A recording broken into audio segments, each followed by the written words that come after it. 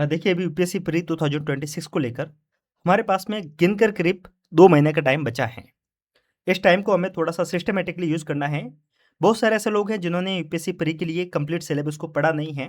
तो आप अभी उन टॉपिक को पढ़िए जो काफ़ी ज़्यादा रिपीट किए जाते हैं, यूपीएससी काफ़ी बार उसको पूछ चुका है। इसको लेकर मैंने एक कंप्लीट पीडीएफ बनाई है जहाँ पे पॉलिटी के इंपॉर्टेंट टॉपिक, इकोनॉमी के इंपॉर्टेंट टॉपिक, ऐसे आपको मॉडर्न इंडियन हिस्ट्री के, एंशिएंट इंडिया, मिडिवल इंडिया के हर टॉपिक के जो इंपॉर्टेंट टॉपिक है, जो बार-बार यूपीएससी रिपीट करता है, जो इंपॉर्टेंट थीम है, उसको लेकर आपको ये पूरी पीडीएफ देखने को मिल जाएगी। ये पीडीएफ मैंने टेलीग्राम पे डाल रखी है, तो आप टेलीग्राम को जॉइन कर सकते हैं या फिर मैं आपको कमेंट सेक्शन में अपने व्हाट्सएप नंबर दूँगा, आप मुझे व्हाट्सएप भी कर सकते हैं।